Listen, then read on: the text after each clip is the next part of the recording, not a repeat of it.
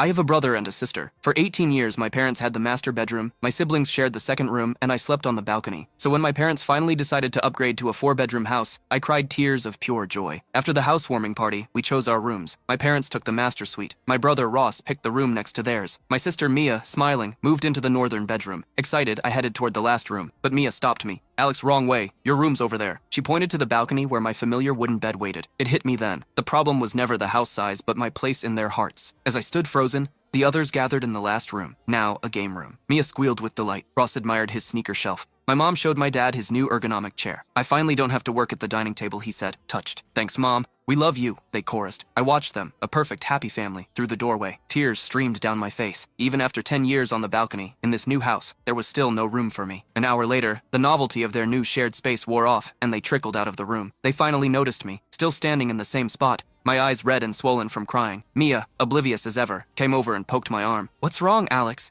Did the new house break your brain or something?" Ross let out a short laugh, but it died in his throat when he met my gaze. He walked over, trying to sound magnanimous. "Look, if you really don't want the balcony, I guess we could switch." Before I could even speak, my parents shot him down in unison. "Absolutely not. You're studying for your grad school exams. You need proper rest." A bitter wave washed over me. So they knew. They knew sleeping on the balcony meant you couldn't rest properly. "But I have my college entrance exams coming up," I whispered, my voice barely audible. I thought that might spark a flicker of guilt, but their expressions remained unchanged. "You've done it for 10 years. You're used to it," my mother said. "Your brother isn't." My father's stern gaze was laced with reprimand. "He's a light sleeper, Alex. You know that," my mother chimed in, her tone scolding. "Honestly, this boy always has to compare everything. You're being so immature." The tears I'd just managed to stop started flowing again, hot and unstoppable. Immature? How much more mature could I possibly be? There were 3 kids, and I wasn't even the oldest, yet I was the only one who ever did chores. Even during my middle school finals, studying until midnight, I still had to find time to wash the dinner dishes, do the laundry, and mop the floors. With Ross's offer vetoed, all eyes turned to Mia. She shrieked instantly. "You even think about making me sleep on the balcony, and I'll make sure none of you get a wink of sleep, ever." My mother stroked her hair with a look of helpless adoration.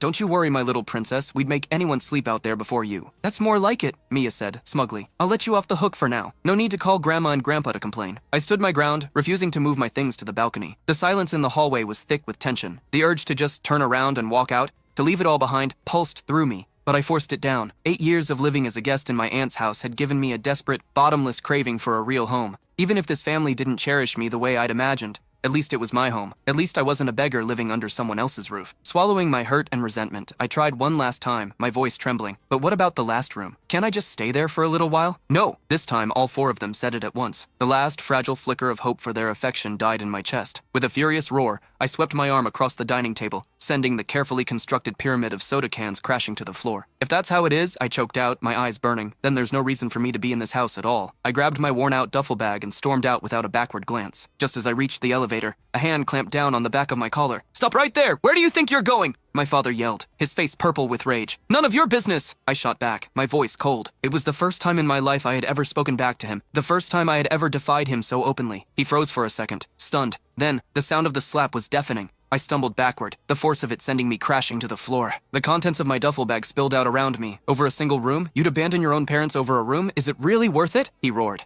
I looked up at his furious face and screamed back, my voice even louder than his. "Yes, it is. In the past, no matter how wronged I felt, I would have only offered a quiet, timid defense.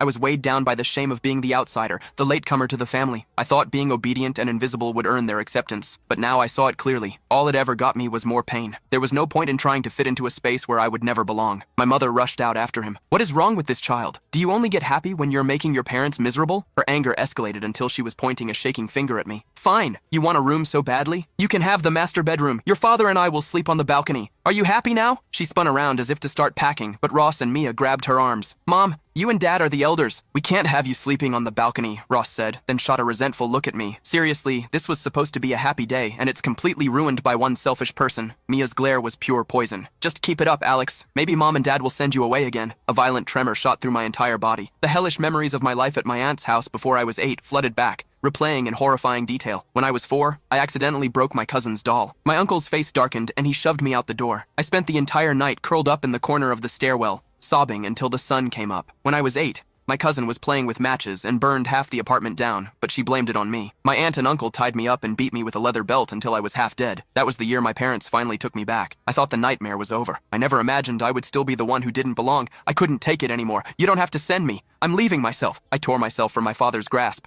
My face streaked with tears and slammed the down button for the elevator. I ran out of the building, out of the complex, just ran. It was 10 o'clock at night. All I had was a cheap phone that could only make calls, not a single change of clothes. I stared at the thousands of warm, glowing windows in the distance, then collapsed onto the curb, sobbing uncontrollably, letting out all the years of bottled-up misery. Alex, is that you? A familiar voice cut through my grief. I looked up. It was my classmate Leo. Standing beside him were his parents, a kind-faced middle-aged couple. I'd been so excited about the new house that I'd told practically everyone I knew, so of course he knew. I thought you guys were moving in today? He started, confused. What are you doing out here so late? His mother cut him off. Leo, didn't you say you had some tough homework problems you needed Alex's help with? This is perfect. Why don't you invite him over? Then she turned to me, her voice gentle. Alex, our place is just around the corner. Would you mind coming over to help Leo out for a bit? Leo, who knew bits and pieces about my family situation, caught on immediately. Please, Alex, you've got to help me, he begged. Thinking of my cold family and my empty pockets, I numbly accepted their kindness and went home with them. Later that night, Mrs. Dallas sent a text to my parents for me, explaining that I'd be staying with them for the month leading up to the final exams. I overheard her on the phone with my mother. I heard my mother's shrill voice rattling on about how immature and shameless I was, how I shouldn't be imposing on another family just to tutor. She never once mentioned the balcony. She never once asked me to come home. For the next month, I became part of the Dallas family. Leo and I ate together, slept in his room, and went to school together. We studied late into the night, quizzing each other. I silently etched their kindness into my heart and swore I would ace my exams. I had to build a future for myself, a bright one that didn't depend on anyone else's approval. The month flew by, and the exams were over. In all that time, my parents had made a few half-hearted calls to Mrs. Dallas offering to transfer money for my expenses, which she refused. When she did, they never tried to send it to me directly. They never called me once, but I saw them. Whenever I used my phone to look up study materials, their social media posts would pop up. Ross posted, "Mom's been making me a different kind of gourmet soup every day to keep my strength up for GRE prep. Best mom in the world." Mia posted, "Dad promised me the new gen console no matter what my final grades are. Love my family. Best parents ever." My parents were the first to like and comment, "Our little family of 4, always together." I also saw on my mother's page that she had dismantled the wooden bed on the balcony and replaced it with 2 tiers of flower shelves. Her caption was heartfelt. "Finally cleared out that eyesore. Now it's just birdsong, fragrant flowers, and my 2 wonderful children. My life is finally perfect." So that was it. The days without me were their happiest. I finally understood that from the moment I was born, I was destined to be the extra piece that never fit. A sharp pain lanced through my chest, but it vanished as quickly as it came. The exam results were out. "Alex, did you see it? You're number 1. You're the top scorer in the entire state," Leo yelled, grabbing me in a hug and spinning me around. "You're not so bad yourself," I said, grinning. 8th in the city. Leo's parents walked over, smiling warmly. "It's all thanks to you tutoring him this past month. With his old grades, he would have been lucky to get into any state college." Leo stuck his tongue out sheepishly, then turned to me with genuine gratitude. "Seriously, man, thanks. By the way," Mr. Dallas said, "we're planning Leo's graduation party at the Grand Regency Hotel. If you don't mind, we'd love for you to celebrate with us as our guest of honor." I immediately tried to refuse. I'd already imposed on them for a month. I couldn't possibly crash their party. But Leo got angry. "You said yesterday you thought of me as a brother, and now you won't even celebrate with me? Fine, I'm not talking to you anymore," he pouted, turning his back on me. I was cornered. I had to give in. Okay, Leo. Don't be mad. I'll be there, you know," I added wistfully. "I've never had a party like that." Leo's face was a mask of disbelief. "What are you talking about? You were first in the city in middle school," he trailed off, suddenly realizing. The 3 of them looked at me for a long moment. Their eyes held no surprise, no pity, only a deep, aching sympathy that warmed me to my core. The emotions I had suppressed for so long surged up again. Strangers could see my pain, could care for me, could feel for me. But my own flesh and blood saw me as a burden, something to be ignored and mistreated. It was clear then, blood isn't what makes a family. I knew, with absolute certainty,